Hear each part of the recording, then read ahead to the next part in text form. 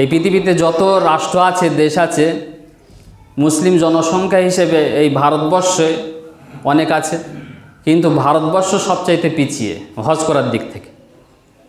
আবার এই ভারতবর্ষের মধ্যে অনেক রাজ্য আছে, তার মধ্যে সবচাইতে পিছিয়ে আমাদের এই পশ্চিমবাংলা। আবার এই পশ্চিমবাংলার মধ্যে বহু জেলা আছে, তার মধ্যে আমাদের এই বাঁকুড়া জেলা সবচাইতে পিছিয়ে। আবার এই বাঁকুড়া জেলায় বহু গ্রাম আছে, বহু এলাকা আছে, আপনি খুঁজলে দু একটা করে পেয়ে যাবেন, হাজী সাহেব পেয়ে যাবেন, কিন্তু আমাদের এই ধারিমপুরে দেখুন, চিরুনি তল্লাশি করলেও পাওয়া যাবে না। এটা আমাদের লজ্জাজনক কথা যে আমাদের ধারিমপুরে আজ পর্যন্ত একটা হাজী সাহেব হলো না। সব হয়েছে কিন্তু কি হয়নি? হ্যাঁ, কথা বলেন না কেন? সম্মানিত আমার দিনী ভাইরা, কুরআনুল কারীমের মধ্যে আশহুরুল হুরুম মর্যাদা সম্পন্ন মাসসমূহের মধ্য থেকে দুইটি মাস হচ্ছে জিলকাদা মাস এবং জিলহিজ্জা মাস। তো আজ সেই জিলকাদা মাসের 22 তারিখ, আগামী 6-7 দিনের মধ্যেই জিলহিজ্জা মাস শুরু হয়ে যাচ্ছে। আর এই জিলহিজ্জা মাসে আল্লাহ রাব্বুল আলামিন উম্মতে মুহাম্মাদীদের উপরে দুইটি গুরুত্বপূর্ণ বিধান আরোপ করেছেন। একটি বিধান হচ্ছে ফরজ বিধান, আর অপর বিধানটি হচ্ছে ওয়াজিব বিধান।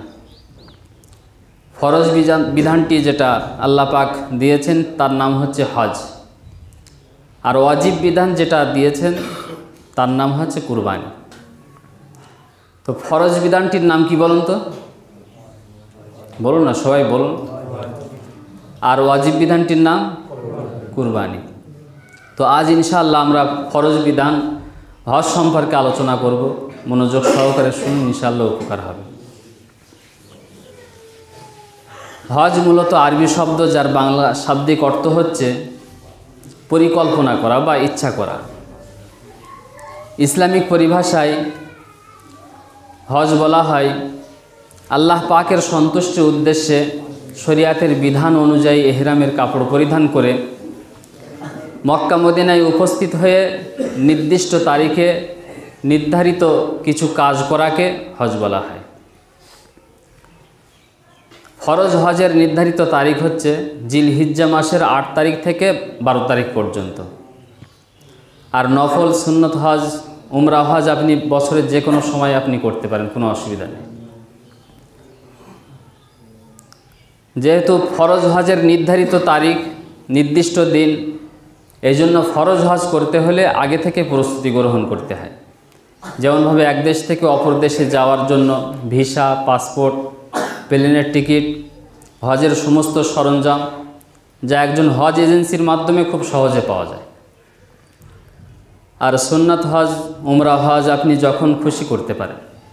উমরা হজের জন্য আমাদের দেশে সর্বোচ্চ খরচ হয় 90 থেকে 95 হাজার টাকা। উমরা হজের জন্য কত খরচ? 90 থেকে 95 হাজার টাকা খরচ হয়, এটা সর্বোচ্চ খরচ। নিম্ন খরচও আছে, 50 হাজার টাকায়ও আপনি উমরা হজ করতে পারেন।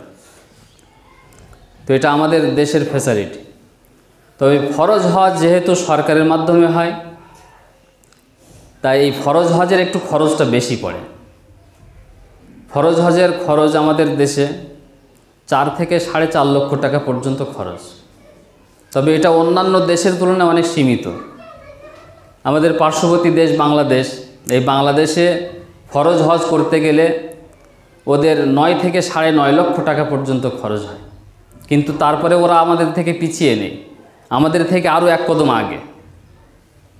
এই পৃথিবীতে যত রাষ্ট্র আছে, দেশ আছে, মুসলিম জনসংখ্যা হিসেবে এই ভারতবর্ষে অনেক আছে, কিন্তু ভারতবর্ষ সবচাইতে পিছিয়ে হজ করার দিক থেকে। আবার এই ভারতবর্ষের মধ্যে অনেক রাজ্য আছে, তার মধ্যে সবচাইতে পিছিয়ে আমাদের এই পশ্চিমবাংলা। আবার এই পশ্চিমবাংলার মধ্যে বহু জেলা আছে, তার মধ্যে আমাদের এই বাঁকুড়া জেলা সবচাইতে পিছিয়ে। আবার এই বাঁকুড়া জেলায় বহু গ্রাম আছে, বহু এলাকা আছে, আপনি খুঁজলে দু একটা করে পেয়ে যাবেন, হাজী সাহেব পেয়ে যাবেন, কিন্তু আমাদের এই ধারিমপুরে দেখুন, চিরুনি তল্লাশি করলেও পাওয়া যাবে না। এটা আমাদের লজ্জাজনক কথা যে আমাদের ধারিমপুরে আজ পর্যন্ত একটা হাজি সাহেব হলো না। সব হয়েছে কিন্তু কি হয়নি? হ্যাঁ, কথা বলেন না কেন? কথা বলতে হবে এখানে, এটা ক্লাসের মতো। কে? ফরজ হজ, ফরজ হজ করলে সে হাজি হবে। তা যাই হোক, ইনশাল্লাহ আমরা চেষ্টা করব হজ করার, ইনশাল্লাহ পড়েন। তো এই ধারিমপুরের মধ্যে কার ওপরে হজ ফরজ আল্লাহ রব্বুল আলামিন ১৫০০ বছর আগে জানিয়ে দিয়েছেন। পবিত্র কোরআন মাজিদের ৪র্থ পারায় সূরা আলে ইমরানের ৯৭ নম্বর আয়াত, এটা আল্লাহ রব্বুল আলামিন বলছেন, ওয়ালিল্লাহি আলান নাসি হিজ্জুল বাইতি মান ইসতাতা ইলাইহি সাবিলা। ওই সমস্ত মানুষদের ওপরে হজ ফরজ যাদের মক্কা মদিনা পর্যন্ত যাওয়ার সমর্থ আছে। সমর্থ বলতে ৪ থেকে ৫ লক্ষ টাকা আপনার থাকলেই আপনার উপরে হজ ফরজ। এখন আমাদের এই ধারিমপুরে যদি চিরুনি তল্লাশি করা যায়, 10 থেকে 20 জনকে খুঁজে পাওয়া যাবে যাদের উপরে হজ ফরজ হয়ে গেছে, কিন্তু তারপরেও হজ না করে বসে আছে। কারণ কি? কারণ এটা আমাদের বাঙালি সমাজের কঠিন দুর্বলতা যে আমরা হজের গুরুত্ব দিতে চাই না।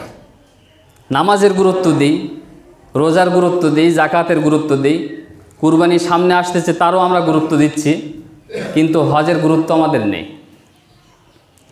অথচ এই হজ হচ্ছে আল্লাহ তাআলার প্রতি বান্দার ইশক এবং মহাব্বতের সর্বোচ্চ স্তর হচ্ছে হজ। এই হজের মাধ্যমে একজন বান্দা আল্লাহর ওলি এবং বুজুর্গ হয়ে যায়। সহিহ নাসাই শরীফের বর্ণনায়, ইবনে মাজাহ শরীফের বর্ণনায় আল্লাহ রসুল বলছেন, তাবিউ বাইনাল হাজ্জি ওয়াল উমরাতি ফাইন্নাহুমা ইয়ানফিয়ানিল ফাকরা ওয়াজ যুনুবা। তোমরা হজ এবং উমরা বারবার করো, কারণ এই হজ উমরা তোমাদেরকে নিষ্পাপ বানিয়ে দেবে, পড়েন সুবহানাল্লাহ, এবং তোমাদের অভাবকে দূর করে দেবে। এই জন্য দেখা যায় যে অনেকেই হজ করতে যায় টাকা ধার নিয়ে, হাওলাত করে, ঋণ করে হজে যায়, কিন্তু হজ থেকে ফিরে আসার 1 বছর 2 বছরের মধ্যেই লক্ষ লক্ষ কোটি কোটি টাকার মালিক হয়ে যায়, বিজনেসম্যান হয়ে যায়। কারণ কি? কারণ হাজি সাহেব যে কাজে হাত দেয় ওই কাজে আল্লাহ পাক বরকত ঢেলে দেন, বলেন সুবহানাল্লাহ। হজের অনেক গুরুত্ব আমরা বুঝি না, এ হজের গুরুত্ব দিতে চাই না আমরা। শরিয়াতে ইসলামিয়ার মধ্যে সবচেয়ে গুরুত্বপূর্ণ বিধান হচ্ছে 5টি। কয়টি বলেন? 5টি বিধান: কালিমা, নামাজ, রোজা, জাকাত, হজ। তো কালিমা সম্পর্কে আপনি কোরআন খুলুন, বহু আয়াত পেয়ে যাবেন, কিন্তু একটাও সূরা পাবেন না। নামাজ সম্পর্কে আপনি কোরআন খুলুন, বহু আয়াত পেয়ে যাবেন, কিন্তু কি পাবেন না? সূরা খুঁজে পাবেন না। রোজা সম্পর্কে কোরআন খুলুন, বহু আয়াত পেয়ে যাবেন, কিন্তু সূরা পাবেন না। জাকাত সম্পর্কে আপনি কোরআন খুলুন, বহু আয়াত পেয়ে যাবেন, কিন্তু কি পাবেন না? সূরা পাওয়া যাবে না। কিন্তু হজ এমন একটা ইবাদত, এমন একটা গুরুত্বপূর্ণ ইবাদত যে আল্লাহ রব্বুল আলামিন এই হজ সম্পর্কে একটা মুস্তাকিল সূরাই দিয়ে দিয়েছেন, পড়েন সুবহানাল্লাহ। বহু আয়াত তো আছেই, সেই সাথে সাথে একটা মুস্তাকিল সূরা দিয়ে দিয়েছে হজের গুরুত্ব বোঝানোর জন্য। তো কোরআন শরীফের মধ্যে 114টি সূরা আছে। 22 নম্বর সূরার নাম হচ্ছে সূরাতুল হজ। আপনি নামাজ সম্পর্কে, রোজা সম্পর্কে, কালিমা সম্পর্কে কোনো সূরা আজ পর্যন্ত পেয়েছেন? সূরাতুল কালিমা আছে, সূরাতুস সালাত, সূরাতুস সওম, সূরাতুস জাকাত আছে নাকি? কিন্তু সূরাতুল হজ খুঁজবেন, পেয়ে যাবেন। আল্লাহ রাব্বুল আলামিন হজের গুরুত্ব বোঝানোর জন্য একটা মুস্তাকিল সূরাই দিয়েছেন, পড়ে সুবহানাল্লাহ। তো এটা হজের গুরুত্ব। আল্লাহ পাক এই হজ সম্পর্কে যে বাক্য ব্যবহার করেছেন, অন্য কোনো ইবাদতের ব্যাপারে এত সুন্দর বাক্য ব্যবহার করেননি। আল্লাহ পাক বলছেন, ফালইয়াত্তাওয়াফু বিল বাইতিল আতিক। ও আমার বান্দা, তোমার যদি সামর্থ্য থাকে তাহলে তুমি অবশ্যই এসো, আমার ঘরটাকে এসে একবার জিয়ারাত করে যাও, আমার ঘরটাকে এসে একবার তওয়াফ করে যাও, পড়েন সুবহানাল্লাহ। এই কথাটার মধ্যে কতটা হিকমত, কতটা মাধুর্যতা লুকিয়ে আছে আপনারা বুঝতে পারছেন না। আপনারা মনে করছেন যে সাধারণ কথা এটা, কিন্তু না, একটু ভাবলে, একটু কল্পনা করলে বুঝতে পারবেন যে কত দামি কথা এটা। আল্লাহ পাক বলছেন, ফালইয়াত্তাওয়াফু বিল বাইতিল আতিক। বান্দা তোমার যদি সামর্থ্য থাকে তুমি অবশ্যই এসো, আমার ঘরটাকে একবার দিদার করে যাও, আমার ঘরটাকে একবার দর্শন করে যাও, তওয়াফ করে যাও। দেখুন,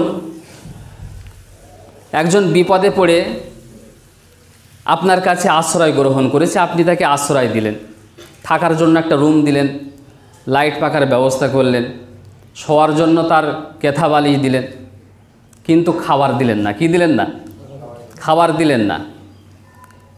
তো ওই বেচারা চিন্তা করবে, শুয়ে শুয়ে চিন্তা করবে যে ভাই কত ভালো, যে আমি বিপদে পড়ে আশ্রয় গ্রহণ করেছি, সে সঙ্গে সঙ্গে আমার আশ্রয় দিয়েছে, থাকার জন্য সুন্দর একটা রুম দিয়েছে, তারপরে লাইট পাখার ব্যবস্থা করেছে, নরম বিছানা দিয়েছে, বালিশ দিয়েছে, এরপরেও আমি কোন লজ্জায় তার কাছে খানা চাই বলে সে ক্ষুধাটা পেটের মধ্যে মেরেই ও শুয়ে পড়বে, কিন্তু একবারের মতো ও খানা চাইবে না আপনার কাছে। আর আপনার ওপরে লাজিমও না যে আপনি তাকে খানা দেবেন, আপনি তাকে দিতেও পারেন, নাও দিতে পারেন, এটা আপনার ব্যক্তিগত ব্যাপার। আর তার কোনো দিন সে চাইতে ইচ্ছা হবে না, তার কোনো দিন কি থাকবে না, জোর থাকবে না চাওয়ার মধ্যে। কিন্তু একজন বন্ধু, আপনার ঘনিষ্ঠ বন্ধু মনে করে, বহুদিন তার সাথে সাক্ষাৎ হচ্ছে না, আপনি বারবার কল লাগাচ্ছেন, ফোন লাগাচ্ছেন যে বন্ধু একবার এসো, আমি একটা সুন্দর বাড়ি বানিয়েছি, সুন্দর ডিজাইন করেছি, রং করেছি, একবার এসে দেখে যাও।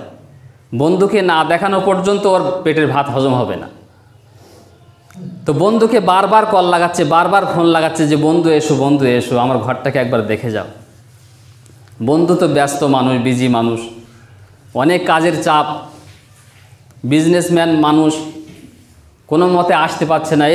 বারবার ফোন লাগিয়ে ও তখন ইচ্ছা করলো যে হ্যাঁ যেতে হবে, বন্ধু যখন এতবার ফোন লাগাচ্ছে অবশ্যই যেতে হবে আমাকে। তো বন্ধু সমস্ত রকম কাজ কর্ম বন্ধ করে দিয়ে, বিজনেস সব বন্ধ রেখে বন্ধু আসতেছে, সেই মনে করেন 24 পরগনা থেকে, বসিরহাট থেকে আসতেছে, 6 ঘন্টা অতিক্রম করে বন্ধু এখন আপনার ঘরে আসুন। তো আপনি সেই বন্ধুকে ঘর দেখালেন, বাড়ি দেখালেন, সব কিছু ডিজাইন করলেন, সব কিছু দেখালেন, ওকে বসিয়ে নিয়ে ঘন্টার পর ঘন্টা গল্প দিচ্ছেন, কিন্তু সে নাস্তার সময় চলে গেল, দুপুরে খানার সময় পেরিয়ে যাচ্ছে, দুপুর পেরিয়ে বিকেল চলে আসতেছে, কিন্তু খানার ব্যবস্থা করতেছেন না। বলেন বন্ধুর মেজাজ ঠিক থাকবে? গরম হয়ে যাবে না? রেগে আগুন হয়ে যাবে, ঠিক কিনা?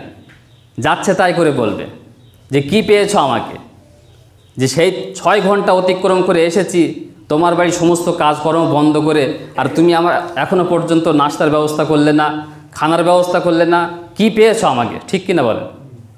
যাচ্ছে তাই করে তাকে তুলোধনা করে ছেড়ে দেবো, কারণ সে আমাকে দাওয়াত করেছে, বারবার ফোনের ওপরে ফোন দিয়ে আমাকে ডেকেছে, আমি তার বাড়ি মেহমান, আমি তাকে যা ইচ্ছা তাই বলতে পারি। কিন্তু যে আপনার কাছে আশ্রয় নিয়েছে, নিজে থেকে এসেছে, একবারও তাকে বলেননি, সে কিন্তু আপনার উপরে কোনো দাবি করতে পারবে না। তো ঠিক তদ্রূপ এই আয়াতের মধ্যে লক্ষ্য করুন, আল্লাহ রাব্বুল আলামিন বলছেন ফালিয়াত্তাওয়াফু বিল বাইতিল আতিক, ও আমার বান্দা, তোমার যদি সামর্থ্য থাকে তুমি অবশ্যই আমার ঘরটায় এসো, একবার দর্শন করে যাও, আমার ঘরটাকে একবার জিয়ারাত করে যাও, তওয়াফ করে যাও। যে ঘরটাকে আমি কত কষ্ট করে বানিয়েছি, আমি নবী আদমকে দিয়ে বানিয়েছি, শীষকে দিয়ে বানিয়েছি, ইদ্রিসকে দিয়ে বানিয়েছি, আমার নবী ইব্রাহিমকে দিয়ে বানিয়েছি, মুহাম্মদুর রাসূলুল্লাহকে দিয়ে বানিয়েছি, এই ঘরটা একবার এসে দেখে যাও। এখন আল্লাহ পাক বারবার বলার পরে আমরা যখন যাব, তো আল্লাহর ঘরের আমরা মেহমান, এখন আমাদের মেহমানদারি করা এটা আল্লাহর দায়িত্ব। বিশ্বনবী বলেন, যখন কোনো হাজী সাহেব হজের ময়দানে হাজির হয়ে যায়, তো আল্লাহ রাব্বুল আলামিন লক্ষ লক্ষ কোটি কোটি ফেরেশতা পাঠিয়ে দেন, যাও ফেরেশতারা, আমার কোন বান্দা কি চাচ্ছে এটা আমাকে বলো, আমি তার মনের আরজিকে পূর্ণ করে দেবো। পড়েন সুবহানাল্লাহ। তো আমার ইমানদার ভাইরা, হজের জন্য যে নিয়ত করে খালিস দিলে আল্লাহ পাক তাকে অবশ্যই হজ করিয়ে দেন, আল্লাহ পাক তাকে হজ করার তৌফিক দান করেন। মনে করেন আপনি আমার বাড়িতে আসতে চাচ্ছেন, তো আমি কি আপনাকে বলতে পারবো যে ভাই এসো না, আমি এখন বিপদের মধ্যে আছি? আমি এটা বলতেই পারবো না। আপনার সাথে ঘনিষ্ঠ সম্পর্ক আছে, আপনি আমাকে ফোন দিয়ে বললেন যে আমি আপনার বাড়ি যেতে চাই, তা আমি আপনাকে কখনোই বলতে পারবো না যে এসো না, বরং আরও আমি বলে দেবো যে এই রাস্তা দিয়ে এসো, এখান থেকে ওই ট্রেনটা ধরো, ওই সময় এই ট্রেনটা পাবে, পথ বলে দেবো, রাস্তা বলে দেবো, কত খরচ পড়বে সেটাও বলে দেবো, আবার সুন্দর ব্যবস্থা করে দেবো যাতে কোনো রকম আসার জন্য কোনো রকম বাধা বিঘ্ন না হয়। তো ঠিক তদ্রূপ যারাই মনের ভেতরে আরজি করে, আকাঙ্ক্ষা করে যে আমি জীবনে হজ করবই, তো আল্লাহ রাব্বুল আলামিন তাকে যেভাবেই হোক হজ করিয়ে নেন। তো এই জন্য আমরা সকলেই নিয়ত করি, পুরো ধারিমপুরবাসী, যে আমরা অবশ্যই হজ করব। এবছর না হয় সামনে বছর, সামনে বছর না হয় তার পরের বছর, যে কোনো সময় আমরা হজ করব পরে ইনশাআল্লাহ।